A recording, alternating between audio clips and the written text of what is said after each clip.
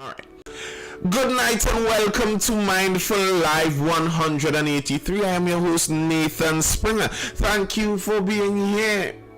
It is presently the 6th of the 2nd, 2023. The 6th is a lovely day. Lovely day. That's a nice day. Every 6th, one more month progresses in that baby girl's life. Lovely day. Nathan, I doing like we are now. You have giveaways. I want a VWV ticket. What's VWV? Listen, I am out of it, I'm out of it. What's this VWV you speak of? I don't even know what it is, much less have a ticket for it. The giveaways I give away in this live. I do have giveaways. I have many giveaways that I give away in this live. Good night, Speaker Pelosi. The giveaways that I give away in this live is knowledge. Those golden droplets of knowledge and wisdom. Gonna be a girl dad soon. Advice, get rich. Ooh, first piece of advice.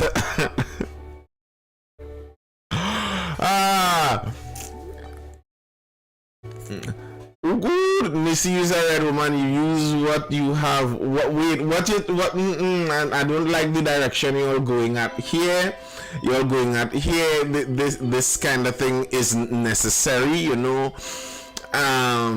you want to go vibes with Voicey, well, you go vibes with Voicey. I have no tickets for such. My apologies if you found. Okay, not like that. If you say so, yeah, I'll take your word for it.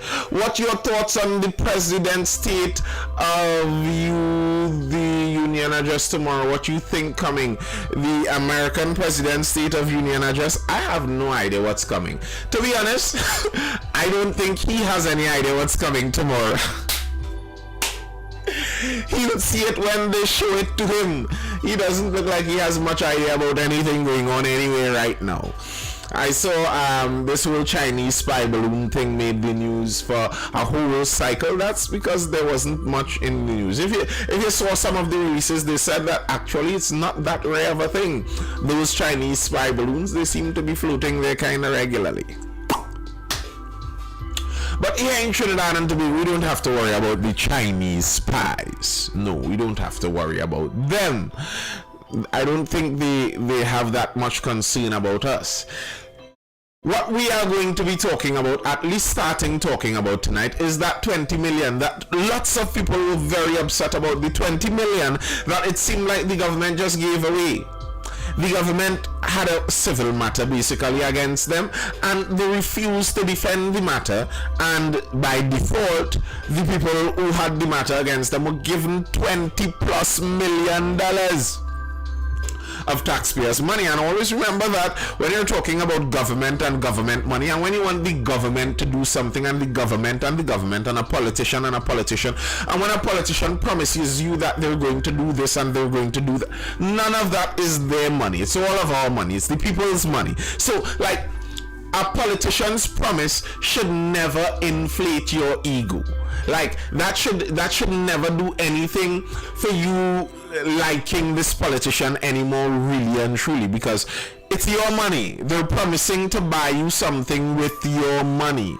Like if I take your credit card and then promise you a Benz, like, you aren't to be excited about a Benz unless you could have afforded a Benz in the first place. It's not like I'm promising you a Benz out of my money. It's your money is paying for it. And that's how always to, keep your mind when you're thinking about these things.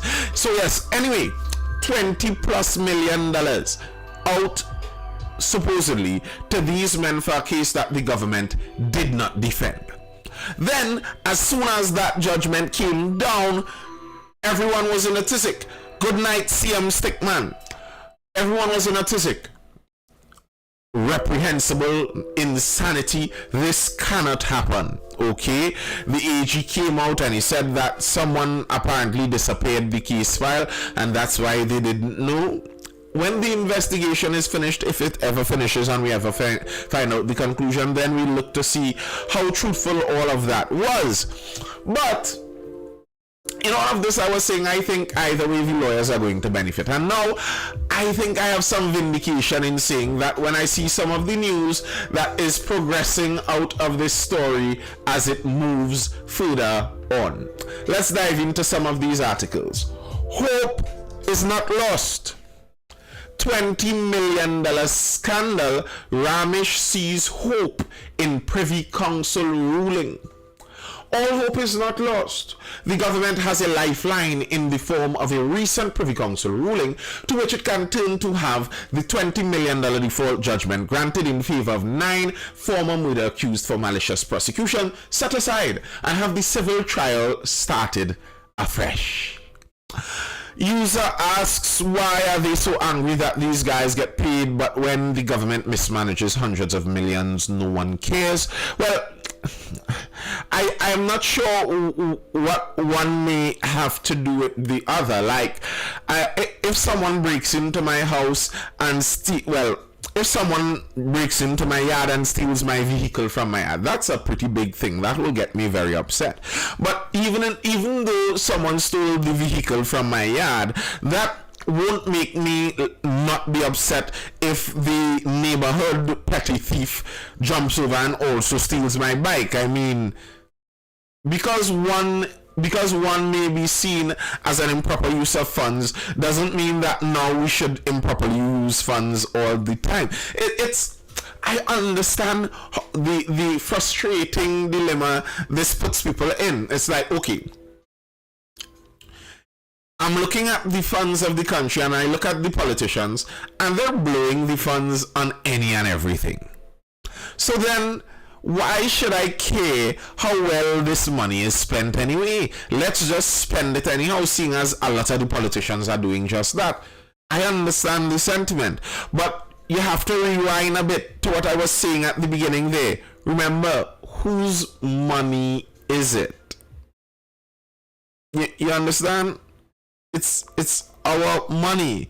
So, like, yes, the politicians frolicking and blowing our money isn't a good thing, but if we say, all right, since they're blowing our money, we're going to blow it even faster, it isn't actually going to help. Like, you may feel good for the moment while you blow it, but in the long run, we're going to be the ones left broke. Yes, but the government has to pay for their mistakes. And how do you propose they pay for their mistakes? By us all being poor? like if we loot the treasury and just give it out to any and everyone, like, how is that going to make the government pay for their mistakes? That you even with anger, even with frustration, you always have to try to process things, because what very often happens by the public putting pressure on the government. Okay, granted, how do we do that?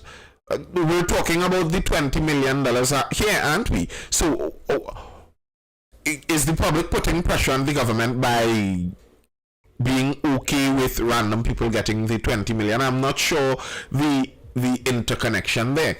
You see, the reason we have to process these things properly and think them through properly is often what happens is you get legitimately upset, but you aren't processing the thoughts properly, and someone comes with a grand idea about how they're going to undo what upset you, not understanding that at that upset, emotional, frustrated point is when you are most susceptible to being conned yet again. And yet the next political group, the next politician, every one of them could all be tricksters and conmen, all waiting their turn to steal from you. It's not like you're running from the arms of the conmen into someone who's better. Please see.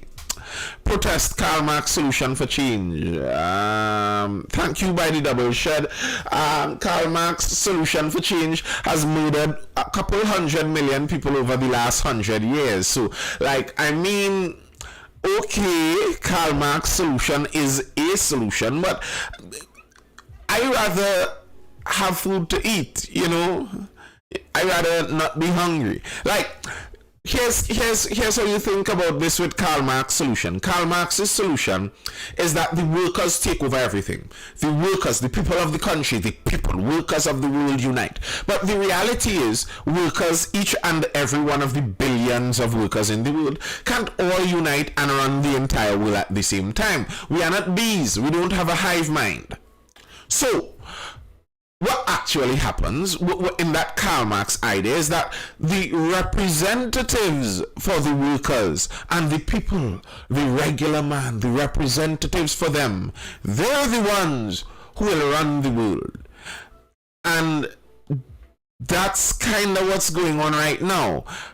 Look at the representatives of the people that we have currently. Are they doing it well?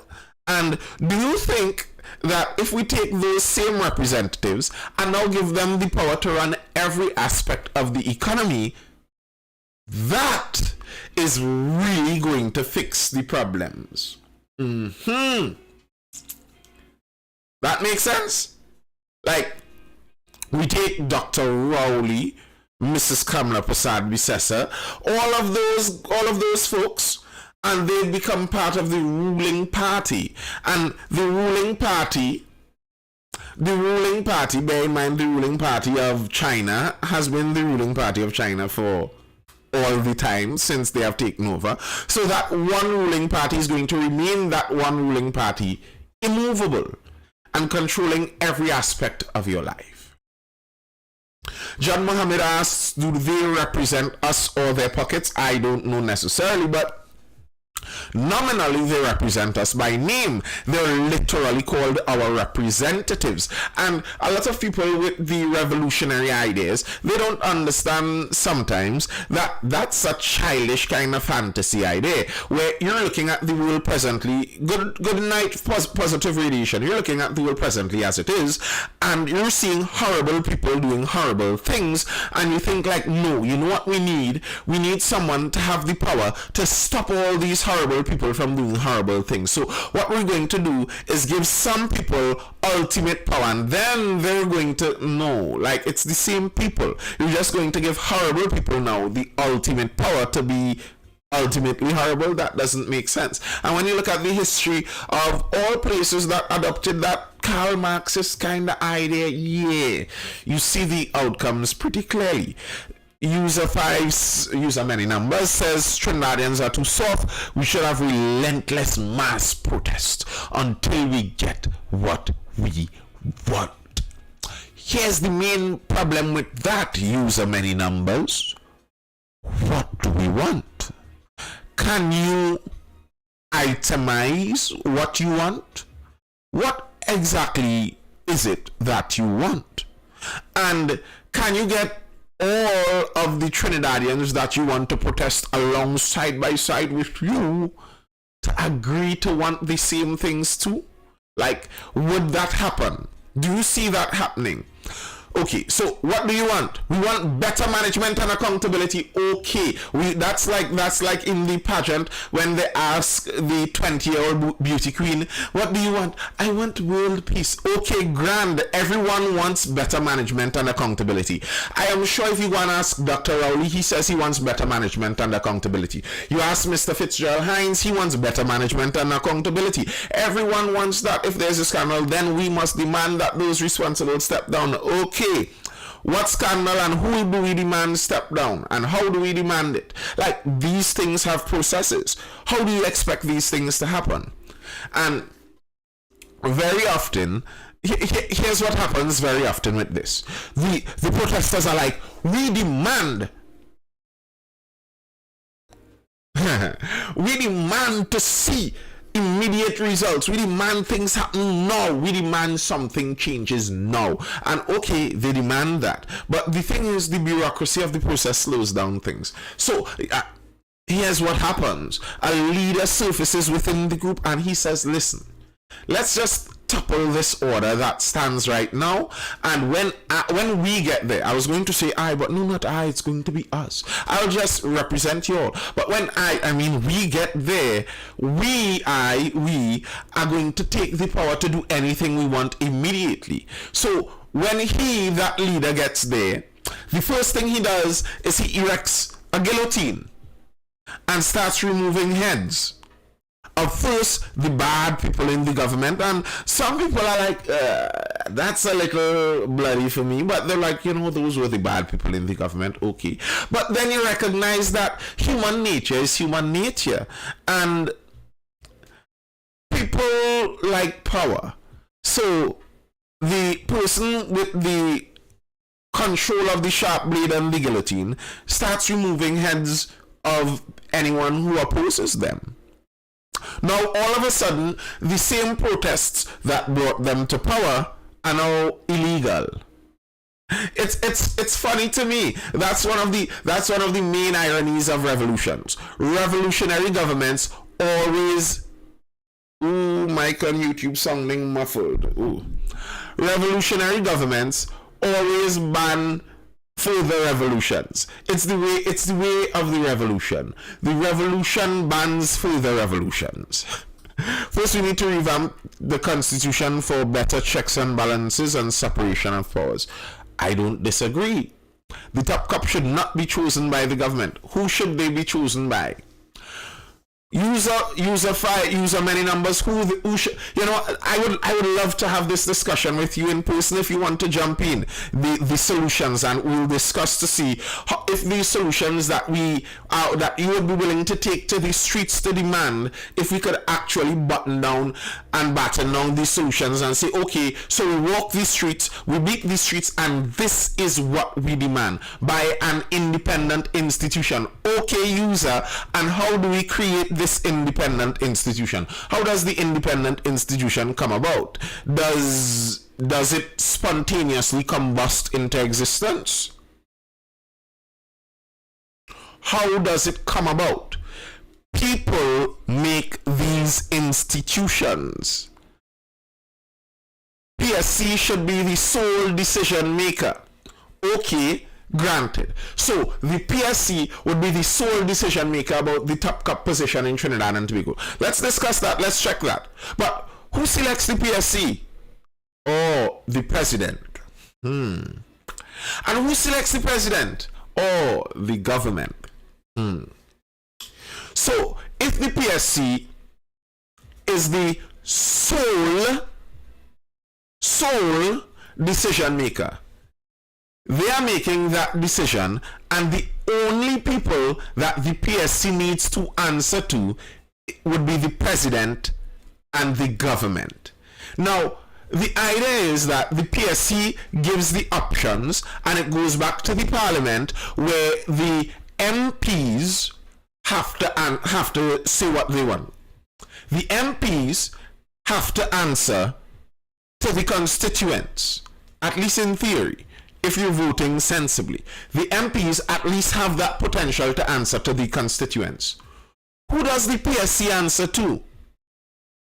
Literally no one. Well, the president, who answers to the government. So your idea there to create an independent institution would actually create a lever of dictatorship in the country. You would create a side, you would create an arm of the government, a wing of the government that is totally outside of the control, theoretically even as it might be, of the voters. User says, well, there are tests to determine which determine suitability, right? So why does the government have the last say?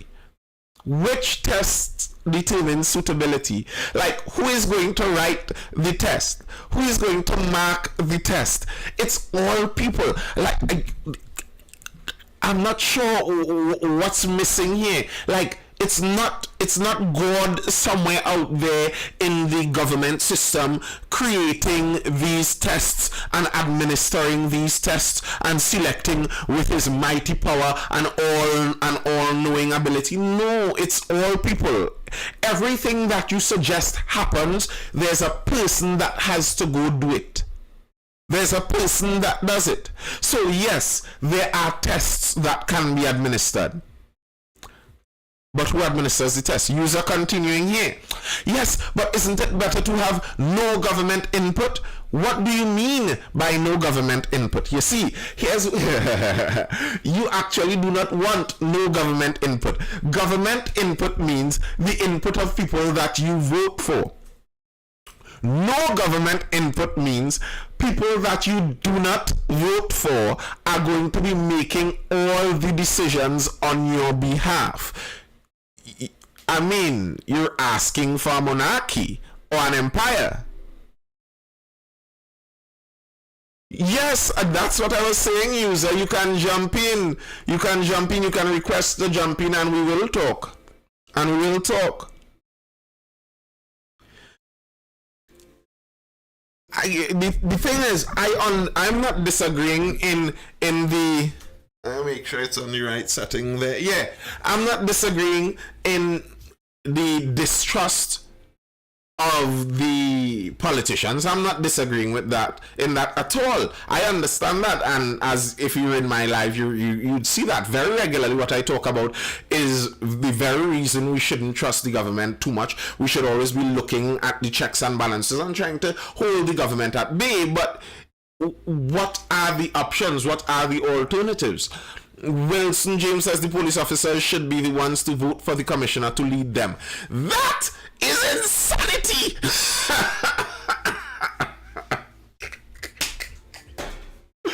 No way! No. No.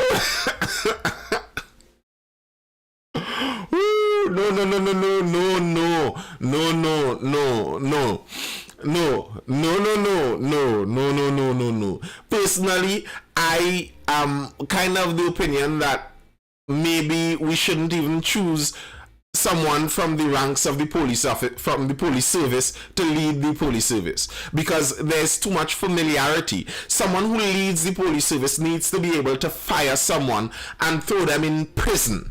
That's the kind of serious level you need. You need to be. You see, it's not a institution. It's the institution in charge of administering the criminal justice in the streets, as it were. So you have to be able to look at your subordinates and throw them in prison if they break the law. Not, oh gosh, there's my batch boy. Oh go. And maybe if there's some distance in that familiarity, we'll have a better work out of that. Police officers voting, no thanks. It should be voted by citizens. I agree with that. I kind of like the sheriff idea. I like that kind of sheriff principle. User is saying now that if everything leads back to the government, then wouldn't we already have a dictatorship? It's according to your government style. The idea is that everything leads back to the government, but the government has to answer to the citizens, the voting public. The government is there because the voting public selected them and put them there. So if everything leads back to the government and the government answers to the voting public, in theory, everything is supposed to lead back to the voting public. That's the idea. Now, I understand the reality of our voting system. We don't vote exactly for who we want to be there. We go and see the very limited options on the ballot paper and select out of the best options there. By them being able to very effectively hone the options, they're killing democracy to a large extent. Understood. And I'm not denying that. But it's what's the other option there? What is the other option there? Yes, but that selection is once every 5 years and most mandates are never fulfilled. There should be frequent referendums. Okay, understood. So, frequently, everyone should vote on everything. Well, not everything, you didn't say that. But everyone should vote on some things frequently. How fast do you think things would move in the country? As it stands, all we need sometimes is a chain of 5 officials. Yeah, I changed that. Not everything. I knew that's exaggerating your point. Good night, Glenroy Dennis. At times we need a chain of 5 people, and it takes 2 years to get something done. How long do you think it's going to take if we need the entire voting public? 1. What's going to be the cost of very regular referendums? How are we going to pay for all of this? It's not free. We're going to have an increased cost there. Okay. would the combined mind of the entire population hold a consistent visioned line?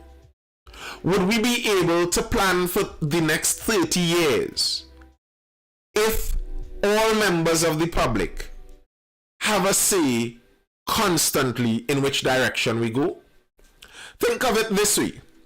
If we're in a car and the 4 people in and the 5 people in the car every 100 meters get to decide which direction we're going, what are the chances that we're going to go in one direction? And that's a car with 5 people. Now, imagine if we're in a bus with 30 people and we're doing the same thing. Every 100 meters, the bus stops and we do a vote on which direction we go. How far would we reach? And the idea that everyone combining and always saying what they want is somehow going to produce better results is actually not true. Direct democracy, kind of what you're talking about there, is basically mob justice. Mob rule. Mob rule doesn't work. You don't actually want the wisdom of the masses because very often the masses don't have much wisdom. And people who are best... That's very unfortunate, user. And people who are best able to manipulate crowds are going to come out on top. And there are people with skills at manipulating crowds. Manipulating crowds is a skill. It's something that people could learn, and some people have it better. Pesh Daniel Navarro asks about, I do not know much about Pesh. I saw a video from someone speaking about that. Some of what is in the video doesn't totally add up to them being a suspicious entity. The idea that they created a recent they created a recent website and somehow that makes them a fly-by-night company is not true. You could go on the Coca-Cola website and look at when it was published. It's not saying that they weren't in existence before that. The other piece of evidence, I believe, was a recently created YouTube channel. And I think if you recently got permission from the central bank, then now creating the YouTube channel for the business that you have only now gotten permission for actually makes a good bit of sense. And then the next bit of suspicious evidence was going to the home address. I think anyone who registered a business in Trinidad and Tobago knows that nothing is really suspicious about that at all. So I don't know. I'm not saying that I don't like the idea of e-money. We spoke about this before. I don't like the idea of e-money. I think e-money becomes too trackable and gives the government more power than they need. I don't like that idea. Especially with a government like ours who on a Monday morning could wake up and decide that they want to change the look of all of our money. So all of us have to bring in all of our money into the central bank so that they could all check it and then give us back the new notations. If a government who is willing to do that gets the power over all of your electric money, what would they or wouldn't they do? I don't trust them with that. So let that be said. I don't have a horse in this race in terms of that. I don't particularly like the idea of e-money. I kind of like that paper, that cotton. I don't even like the plastic money that they created now. Bring back my cotton notes, please. I would enjoy that best. The feel of that. The ability to iron your money. Like, the children these days will never understand the joy of getting $100 bill that is a bit older and putting that on the ironing board and running the iron over that and getting something that feels crisp and like they wouldn't understand that. But either way, I'm not very much for the e-money. But on the flip side, on the conspiratorial sounding side, I don't know if I agree about how suspicious it seems right now in terms of that. I don't know if I agree in terms of that. Okay, Ronnie Cakes, going to watch Wakanda. Okay, you're now watching that, yeah? Alright, word. Canada was a good example, of what e-money can lead to. Yes, with the truckers. With the truckers, the government doesn't like what you're doing. So as the user was talking about earlier up there, user plenty numbers was talking about up there, you have your protests, you're protesting, disliking what the government is doing, and then you look at your e-money and notice, wait, but I can't access my e-money. Or what if the government decides that, you all are spending too much money on unhealthy things, so the government decide they pass a health mandate. I mean, a health ordinance. It might be a healthcare emergency like the pandemic was, and they pass some kind of healthcare ordinance where your money cannot be used to buy anything with high levels of sugar. Imagine that. So yeah, I'm not too fond of the e-money idea, but I don't know if I think it's all that suspicious. All of this that we're speaking about here was coming from the idea that Mr. Ramesh Lawrence Maharaj was saying that the $20 million doesn't seem to all be lost. He was talking about a case, user plenty numbers. You're a dictator. I noticed that. You're an authoritarian, bro. I mean, if you are, you are, but it is what you are. You have a lot of ideas that somehow someone with a lot of control at the top could make things better. I don't have those ideas. Like, I would love a dictator. If that dictator was God himself, then perfect. God, you do your thing. But seeing as there ain't no human God out there, I will prefer not. Because giving any person, like, the idea is that there is, and that's the temptation. That's the temptation.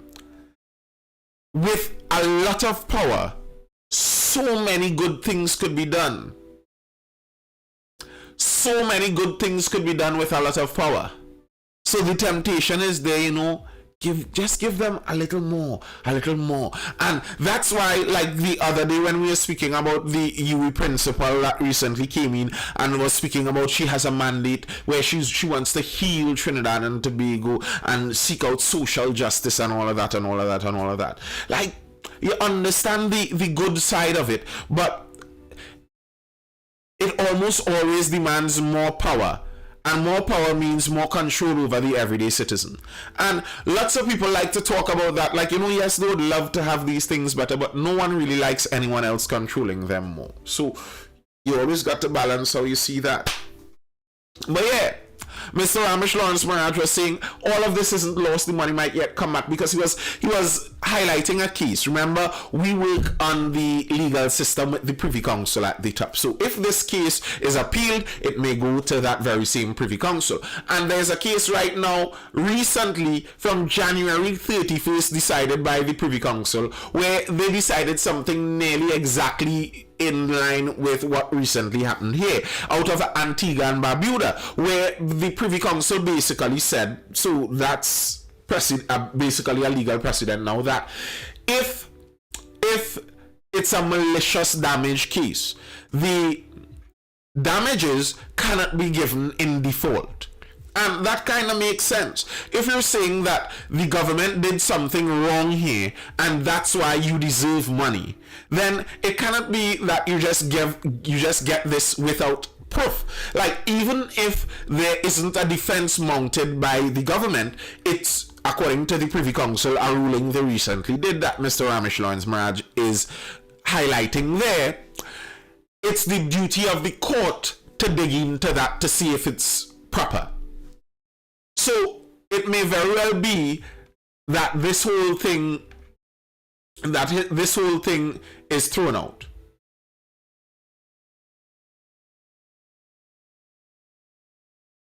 Attorney KL Taklal Singh also weighed in on the issue yesterday and agreed with Maharaj's view.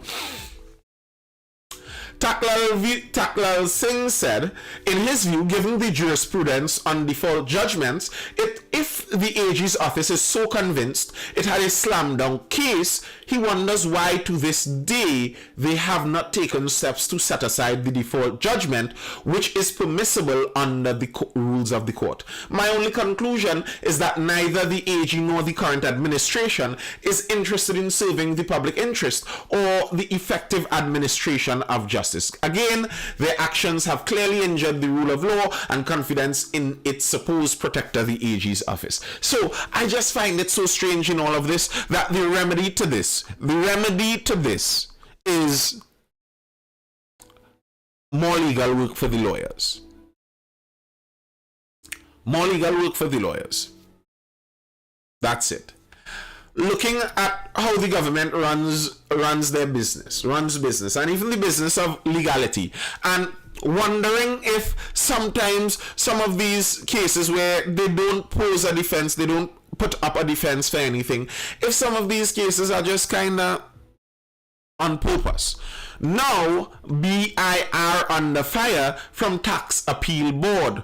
No appearance from lawyers accused of deliberate manipulation of entries. TNT's Tax Appeal Board ordered the Board of Inland Revenue to pay Ansa Motors $209,510 after the BIR fined the company, and when the matter came before the Tax Appeal Board, failed to legally represent itself or allow its officers to give evidence.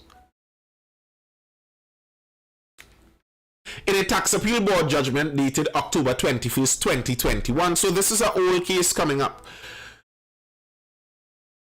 and the ruling on the application for costs dated June 10th, the court noted that no lawyers appeared for the BIR, while Ansa Motors was represented by 3 lawyers. The Tax Appeal Board comprises 2 judges. In their judgment on the costs matter, noted that the BIR has a staff of lawyers, but did not assign any for the matter.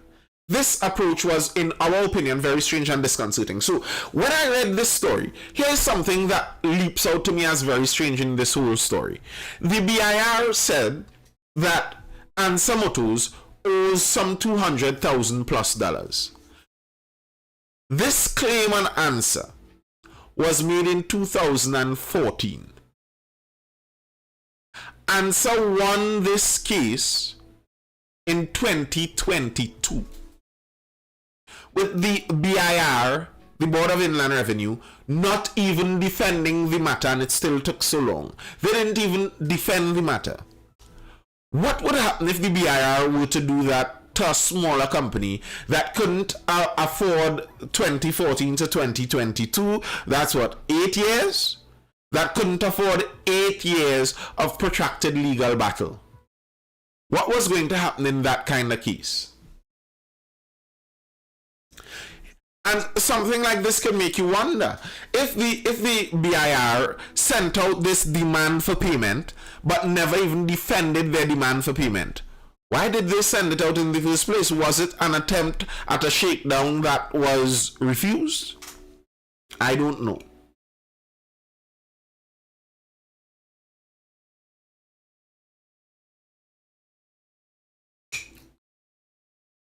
I do not know. But either way, more lawyers get paid. Amo Al-Rawi and 20 million. Here's another very interesting case here brought up by Professor Ramishtir Saran.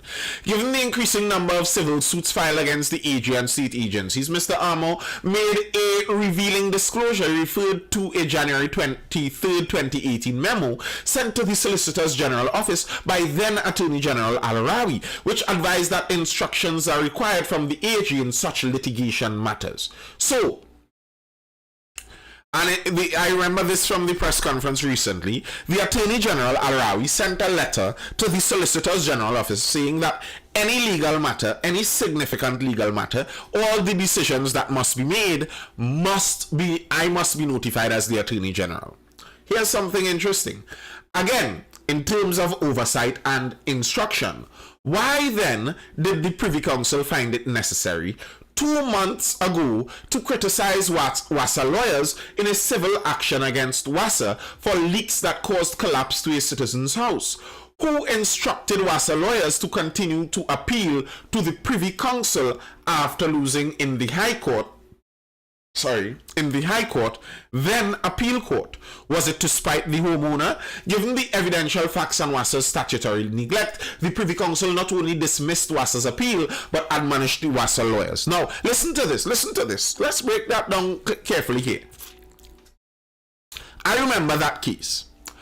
Wassa lawyers, a family sued Wassa because busted Wassa mean destroyed their house, made it unlivable.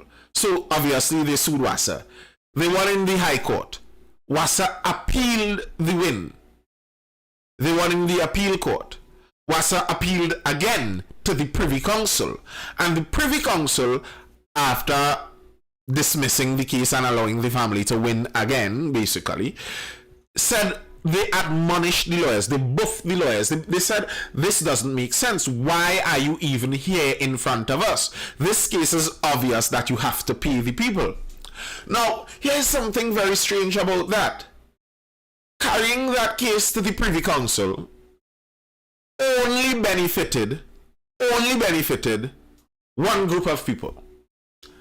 It didn't benefit the Wassa managers. The Wassa managers are paid a standard salary, whether they fight a legal case or not, they're paid the same. The Wassa directors too, same. They aren't benefit any different way. The family who was doing the lawsuit, they aren't benefited here nor there. The one group that benefits are the lawyers.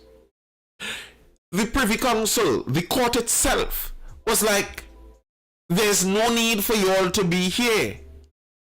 But still, those government state paid lawyers were there. Interesting, isn't it? Very, very interesting how that all works out. How it all works out so regularly to the benefit of lawyers. Strange, and just a very fortunate coincidence for lawyers, I suppose. A very, very fortunate coincidence that when lawyers make mistakes, lawyers make money. When lawyers get it right, lawyers make money. Either way, heads I win, tails you lose.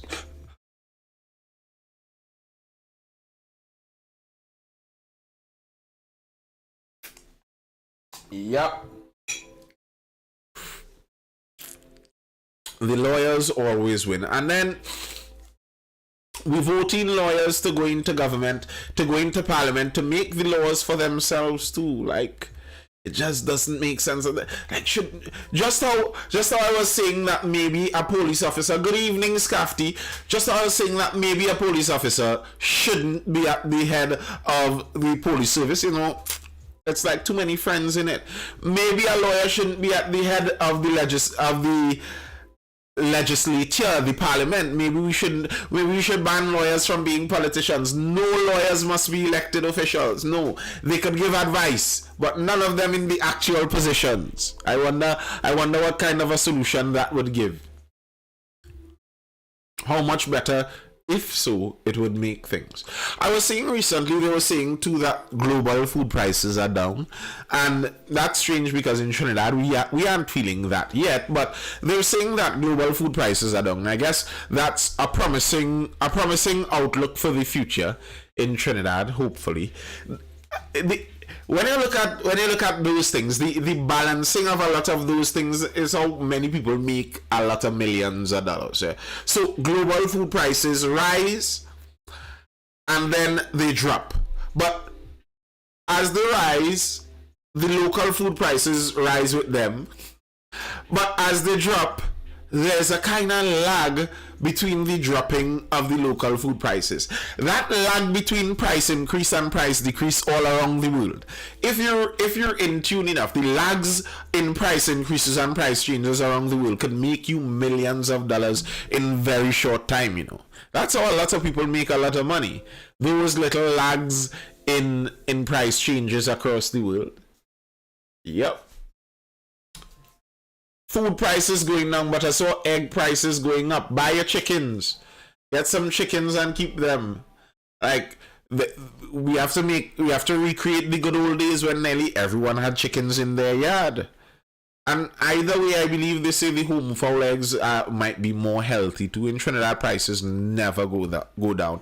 Not exactly true, but I understand the sentiment. It seems like they never go down, but some prices, okay, very rarely go down, but some do. Free range chicken, yeah, Richard Glubman, healthier stuff either way. You get the eggs healthier from the chicken, and when the chicken get a little too old for the eggs, you cook him and you're not gonna get that much fat from the chicken anyway. So healthier meat too, healthier meat. Also in the news, prices are falling. Steel, that's construction. That's very good news. That's very good news. A boom in construction is usually a boom in everything in the country. Construction oftentimes pushes many different aspects of the economy, and a drop in steel prices is definitely going to see a boost in general construction going on. Many people will in the building phase, in the building idea, and then when prices started to soar upward like it did, many people pulled back. But steel isn't the only thing. Wood prices got ridiculous. It got ridiculous. The wood was just kind of not worth it to buy for construction level kind of wood. I'm seeing shipping prices are falling. Yeah, shipping prices for many things, at least from China, have fallen back to their pre-pandemic levels. So some people who might be blaming the shipping for their costs, some people who might be blaming the shipping for their costs, they're lying. The shipping prices dropped back to nearly pre-pandemic levels. Wood prices are starting dipping as well. Well, that's really good news for those of us who function within the construction industry. Prices of goods, prices of building material dropping is good news. Very good news. Just as the gas that might come in would also be good news too. It's not pre-COVID prices as yet. Well, I guess it's on a run to it slowly, possibly. The thing is, most of these price changes are economic factors. Price changes, it's not like the forest that produced the wood ran out of wood. It's not like the lumber mill that cut the wood ran out of saw blades. It's not like they ran out of trucks to transport the wood from the sawmill. So most of these things are caused by outside factors than the actual direct inputs kind of factors. So the prices could drop back. A lot of these prices could drop back. Things that make prices harder to drop back would be like if it's something like the forest actually ran out of trees, or you ran out of saw blades. That kind of example where direct inputs that you can't really affect that easily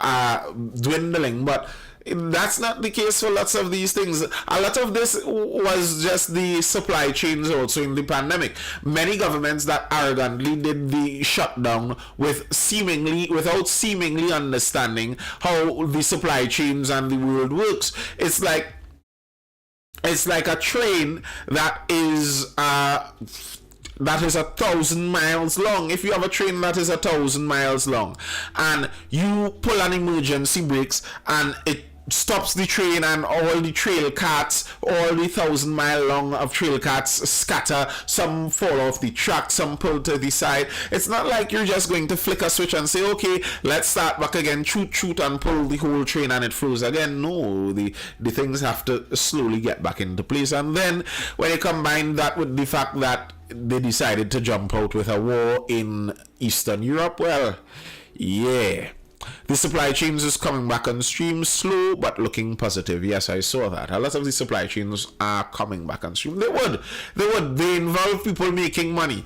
That's why I always talk about the capitalist system in terms of my preferable economic system. If something involves people making money, it's going to come back on stream. I mean, some people make money, lots of money, from the working of these supply chains, so they are going to make sure that those supply chains function. It's like I talk about with things like privatizing even roads, where we get tired of the government not fixing the roads. And some people wonder, like, okay, who else would do it? If the government didn't do it, who else would do it? You might be surprised how many private companies would so quickly fix a road and fix it very well if it meant that they would make more money for it. I've been recently looking at the road they built coming off to Brentwood there, halfway from, what's that, Shogunas to Freeport there, Shogunas to Chase Village. Shout out to Star Auto Studio, shout out Star Auto, I suppose they're good. I don't know them, that's why I said that. But yeah, Brentwood turn off there where they built another Starbucks. That's how you know Trinidad making money. Oh gosh, you people like Starbucks. Jeez, what wrong with Hung Wing? What did Hung Wing ever do to anybody? Come on now. Drink local. Anyway. Yeah. So I was watching that. And they made roads there. They made roads off the highway. Built their own roads. All their roads connecting to their mall, to their Starbucks. And I looked at the construction of that road. And as a citizen of Trinidad and Tobago, I was a bit envious. I wished our regular roads were constructed with the care and engineering that went into that road. That road, the foundation for that road was like upwards of 10 feet down nearly. Layers of stone and concrete. That road isn't going to do like so many of the other roads we see, but that's a private company built that road, and that a private company built the road, and they're very fine with the public driving on the road. Why are they doing that? Because it makes them money. And that's why I say with the free market, you could, I would not depend on politicians to seek my best interest. Sorry, I don't have that kind of faith in those people. I don't depend on them for that. I think I could depend on someone to seek their own best interest, though. By and large, if the system is dependent basically on everyone seeking their own best interest, it makes the most sense to me. And I understand why it's scary, because people, especially caring people, would look at that and think, no, you're going to make such a wicked, uncaring, harsh system, and you might to some extent, but there isn't any other alternative actually, because no one is caring enough for you to give them all the power over a system, and they would just administer it, with all honesty. Like, no, that's not going to happen.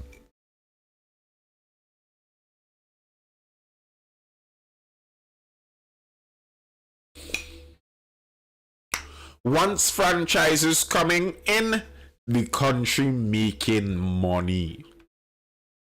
True to a large extent. And more money might be coming in. I saw it was Mr. Stuart Young headed down there to Venezuela. He seems to be the main negotiator in this deal. It's the same kind of thing again,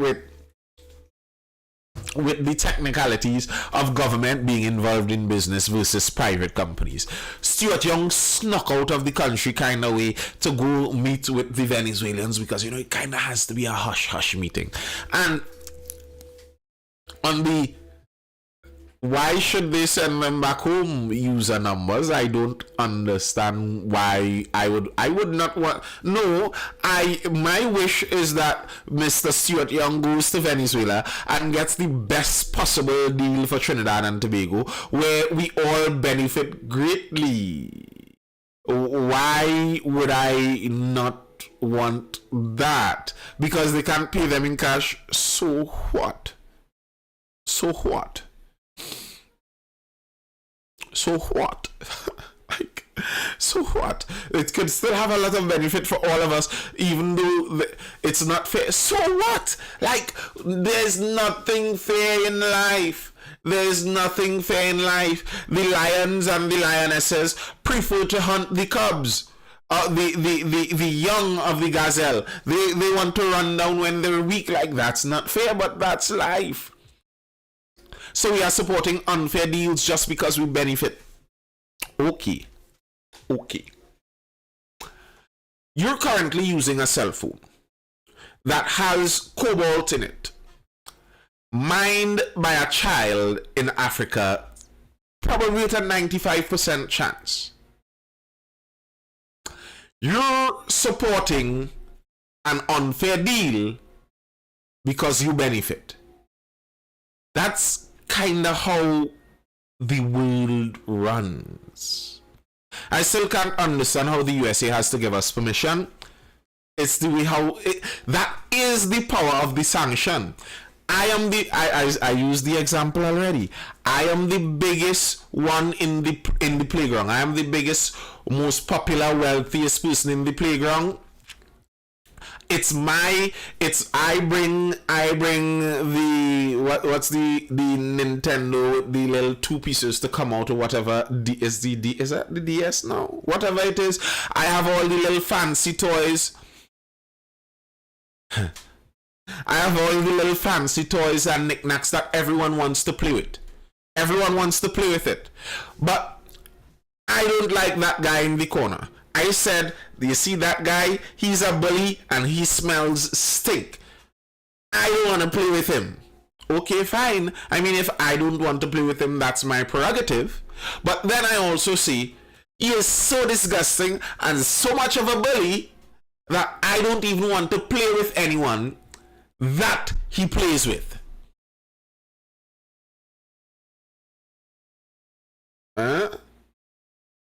That's fine. I could decide that. I don't want to play with anyone that decides to associate with that guy.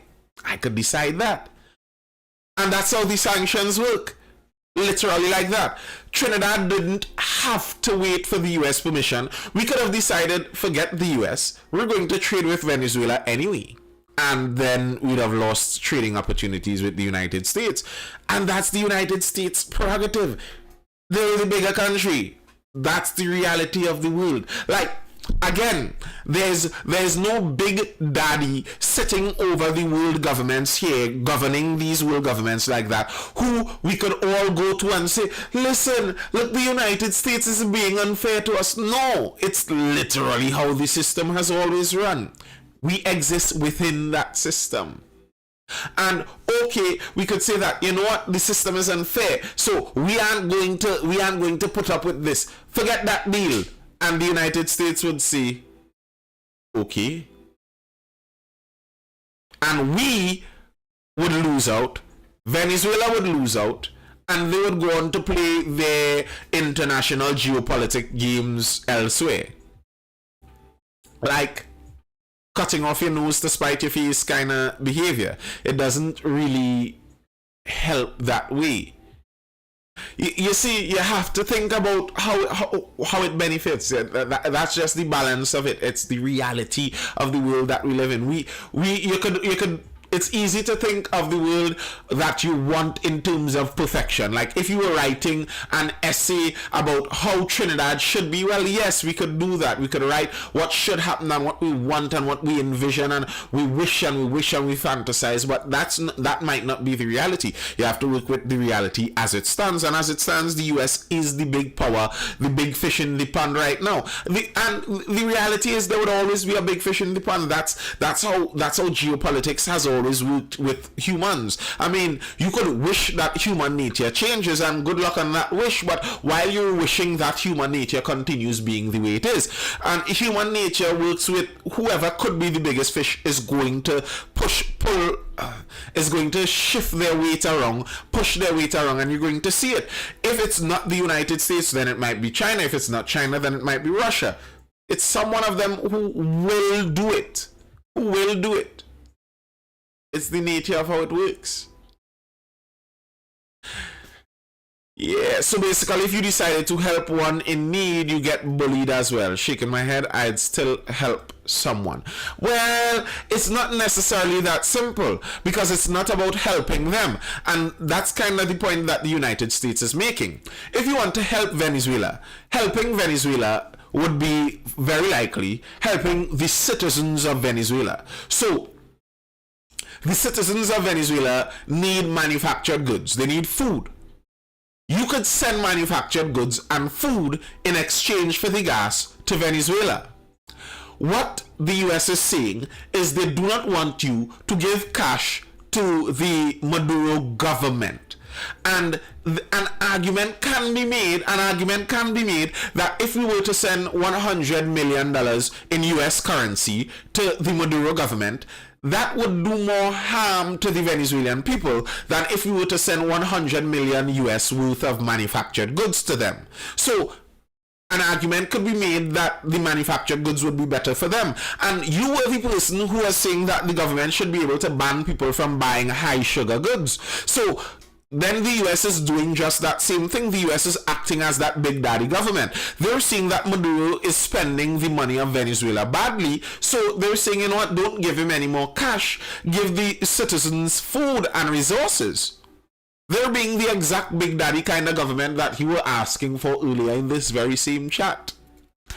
User says when Maduro decided to send a wire to buy medical supplies, it was blocked by the USA. Well, it's not that simple. I can't remember exactly what you're talking about, but many of those things have added pieces onto it. Almost surely the story is not that simple because the sanction does not block medical aid. So I don't know where that story would have come from precisely. The USA is trying to create an environment for uprising. They did this to Saddam. Maybe, and they've done it before. And the truth is, it's not the US as a monolith. It's people within the US, and people within the US have done it to the US themselves. So it's not something new. They may be trying to create an environment for uprising. It's done in many places, and it's not only the US that does it. Other countries do it too. It's the usual games that go on. So nothing is strange about that to some extent. It's what they said they did in Ukraine previously also. They did that allegedly with Ukraine, and that's kind of the basis of some of the trouble that is happening now. As much as I like to bash the United States, I always like to hasten to see that the reality I was talking about there, where there's always going to be a big fish in the pond, and many of the people who enjoy insulting the United States and how they act when they're the big fish, I don't think many of those people would like to live under reality where Russia or China is the big fish. If you think that some strange interactions between few police and black men in the United States makes the United States such an incurably racist place, wait till you see how China acts. Yikes. Turkey earthquake, then yeah, I saw that the death toll is climbing there. Earthquakes are one of the scariest ones, like when people talk about earthquake-proof buildings, the only earthquake-proof building to me is a floating building. If you can get your building floating, it's earthquake-proof. Other than that, anything on the ground, it's just a matter of how strong the earthquake wants to be. Because even if the thing is made out of a titanium ball, the earth could literally just crack open and swallow the entire thing. While China and Russia aren't committing war crimes every Monday morning. Yeah, that's not true, user. Like, why would you say that? That is demonstrably not true. Like, come on now. Like, I understand why you could call out some of what the US is doing as war crimes, but let's not be naive at the same time. I am quite confident, user, that you will not go to live in Russia, nor will you go to live in China. You will go to neither of those places. And we know this. Like, let's be reasonable. Looking at people in the West sometimes, well, not with the same frequency, that's also a lie. It's just that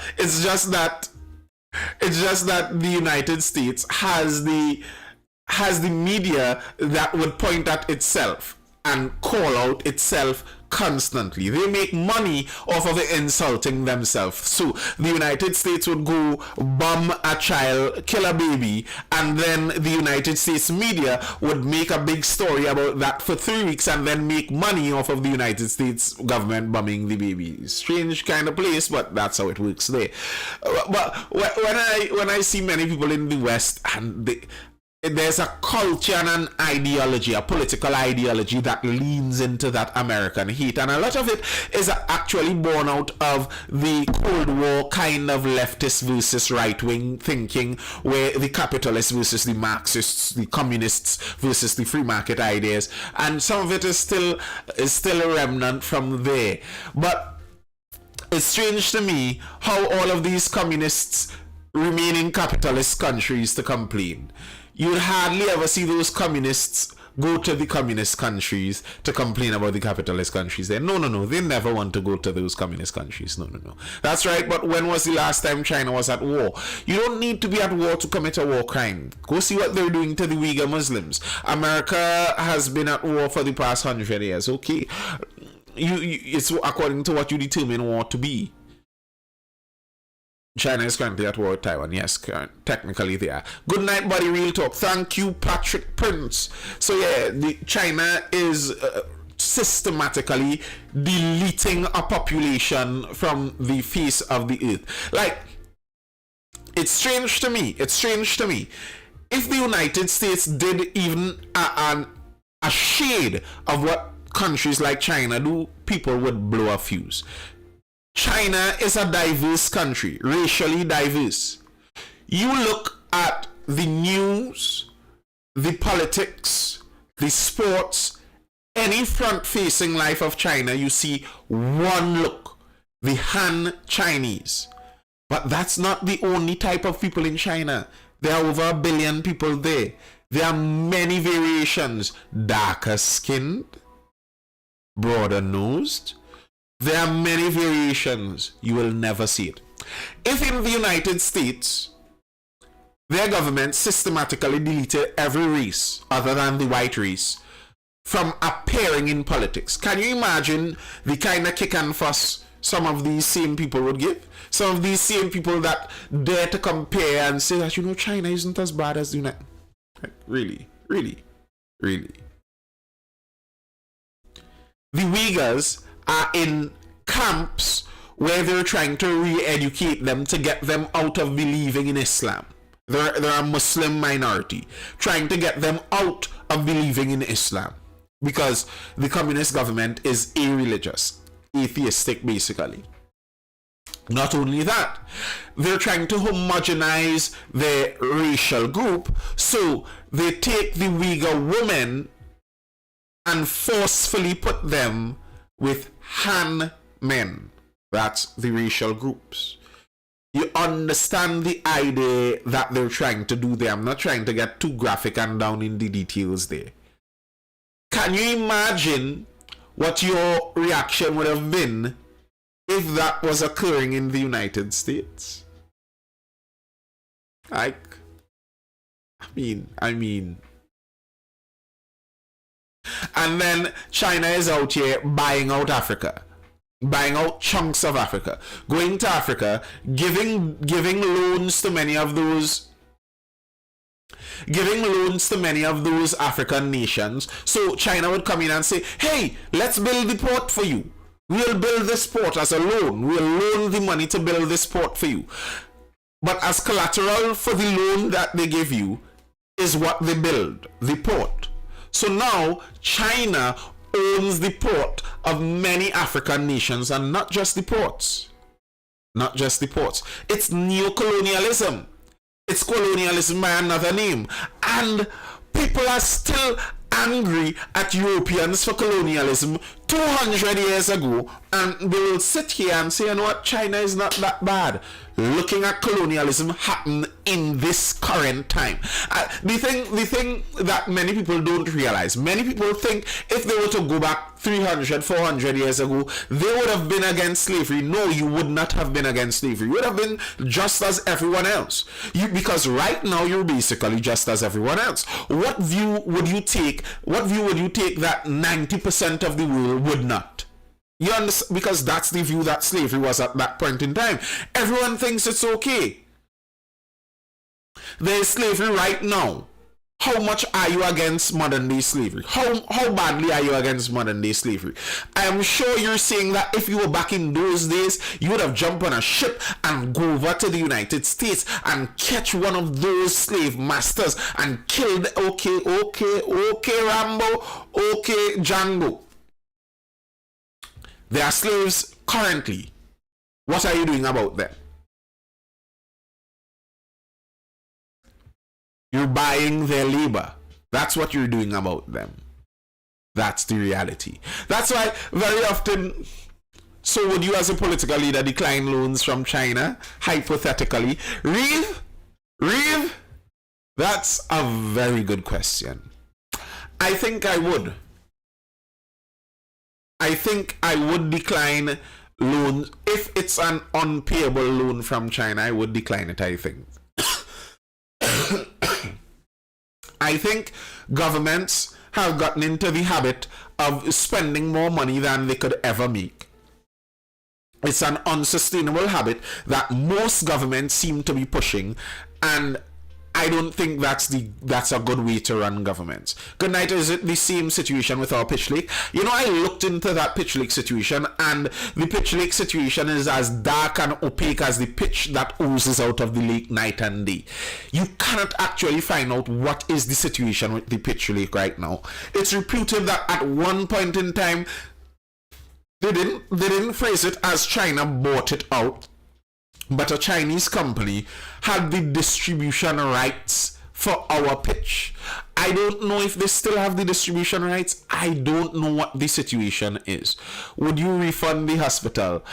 I would try. Modern day slavery is alive in a 9 to 5, 8 to 4. User, that is a spitting insult on the actual trauma of real modern day slaves, and 2, slaves of times gone before.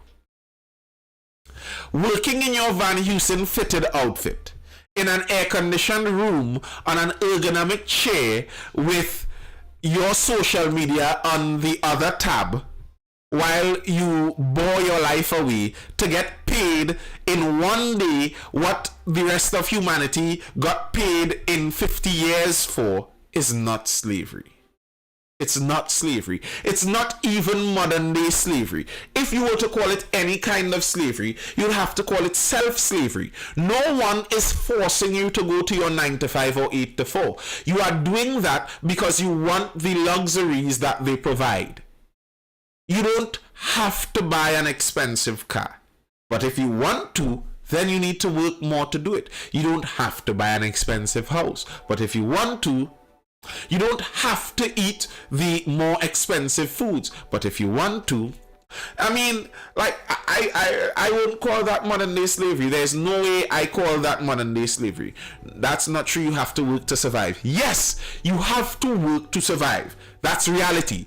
That's not slavery. First up, that's not slavery. In a scenario where you do not work to survive, you're a thief, just by the way. Because what we need to survive requires work to produce. So, if you survive, you must work. Ergo, understood. But I'm not talking about just work. I'm talking about your 9 to 5, 8 to 4. That level of work isn't necessary. If you just want to survive, that level of work isn't necessary. It is not. But if you want to live with the luxuries that you presently live, then it is necessary. If you want to return to living like people lived in the year 897, you could do that, and it may cost you 5% of your present salary. More power to you. There are Mennonites right now living in the jungles of Peru, living in the jungles of Belize, living a self-sufficient life off of the land. They don't have a 9 to 5 or an 8 to 4. They don't have it. You could go make your own little hostel group somewhere in the jungles out there if you want, and decide that you won't work for the 9 to 5 or the 8 to 4.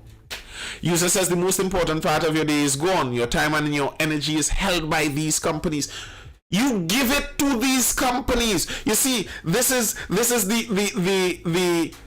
the wrong side view that Marxism gives very often. The company isn't holding you hostage. The company says, okay, I want your labor, Mr. Anonymous TikTok user. I want your labor. So I will offer you $400 for the day for you to come into my office and sell me your labor. And you say, deal, $500 for 8 hours of my labor. That's a free market transaction. You sold your labor for the $500. You could take back your labor and give back the owner of the business their $500 and keep all the good parts of your day for yourself and do what you want with your day. But understand that you can't get the man's $500. That's no longer part of the deal. Reeve, you can't just live in the bush and say land is yours, you'll be a squatter. Yes, that's true. One, in Trinidad for sure, but there are places in the world where you could go in the bush and nobody is going to bother you. You can't go squat in the bush. No one cares if you go make a self-sufficient life out in the bushes of Guyana. I am reasonably sure that Mr. Irfan Ali isn't going to hunt you out in the, what they call it, the Bagdam in Guyana. No one is going to hunt you out there. You could go squat and live off the fields. Go do it. No one is going to bother you. You won't have a 9 to 4 or a 9 to 5 or an 8 to 4. You see, it's not slavery to freely sell your labor. That's not slavery. No one tricked you into selling your labor there. Akim and Brenda said some of these jobs false advertise, and only when you start the work you see the truth. Well, false advertising, I could agree there. There may be some of that, and that may be a truly horrible thing. The ideal in the free market system, the ideal is that you make what you could do with your time so valuable that more than one it's the same thing with any free market system. Supply and demand. If you could supply a skill and ability that is in high demand that not many other people could supply, then people would want to pay you more for that skill and ability. Then if somebody tries to falsely advertise a job and you go to the job and it's like, no, this isn't what I expected, this isn't what I wanted, I leave and go to another one. You build up your value in that sense. So, yeah, I'm not saying that there isn't unfairness on the other side. I'm not saying that at all. There's a lot of unfairness from the employer's side, but from the employee's side, there's a certain way you view these things to try to get the best out of it. All right, we had a nice discussion tonight. We didn't even dive into fully some of these stories, but that's great. That's great. The stories pulled out discussions, which is ideal. Being a bandit is not an option. We have no choice but to work for a fiat currency that really has no value. That is a lie. That is a lie. You go plant, live off the land. You can't do that. You can't do that. That's an option. Plant and live off the land.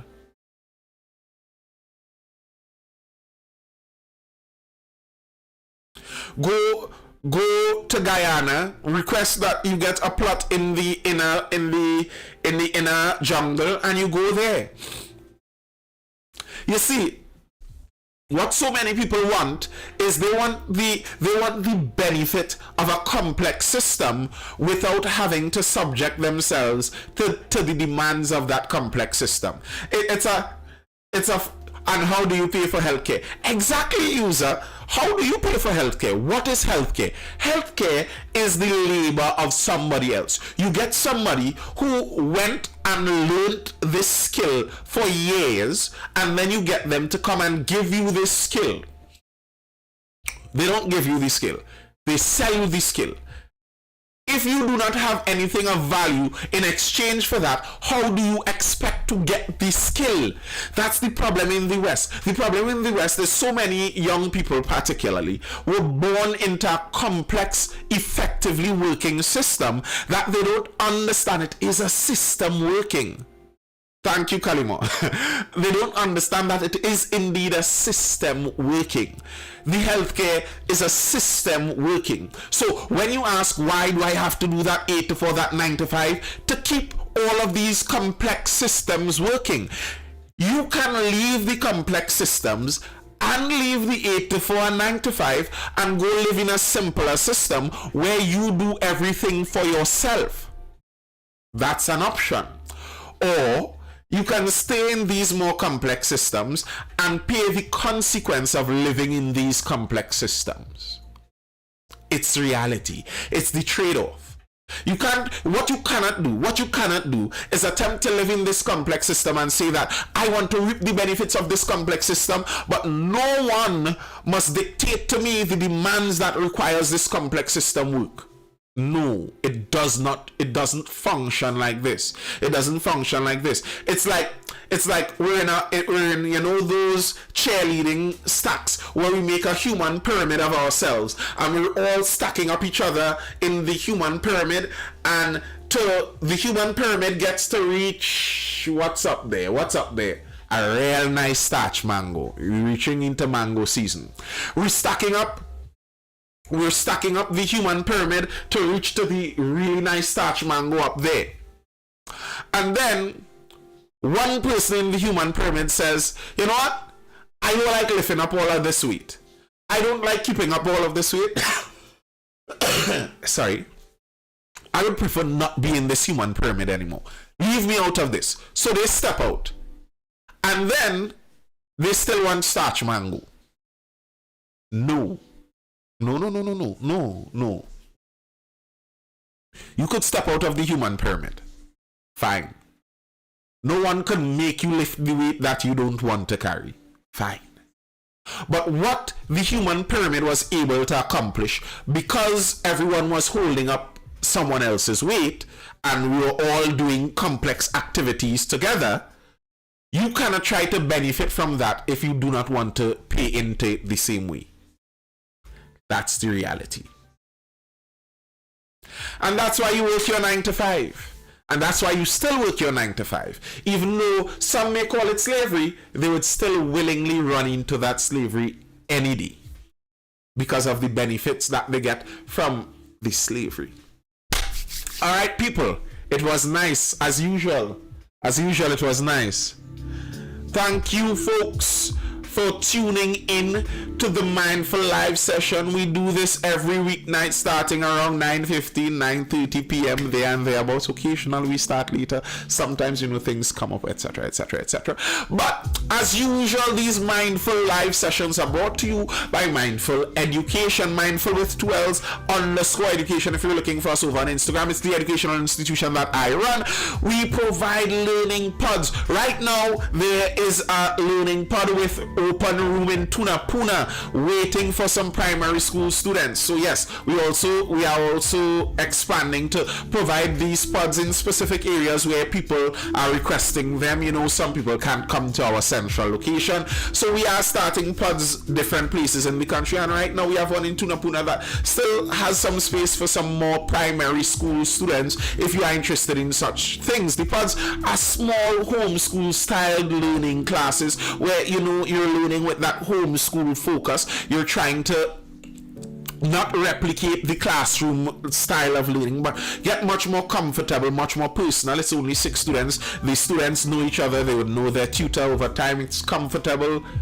Try to bring back the enjoyment into learning some. Also, what we also offer private tutoring for most CXC and CAPE subjects. If you want that one-on-one tutoring, you really need that extra help in CXC, math, English, any of those subjects, CAPE subjects also, be sure to get into contact with us or me, wherever you see me. Get into contact with us or me and we'll work from there. Thank you for tuning in. I hope you're educated, informed, or entertained, and I will see you guys in the next Mindful Live tomorrow. Peace out, folks. Enjoy your night. Be safe. Yeah.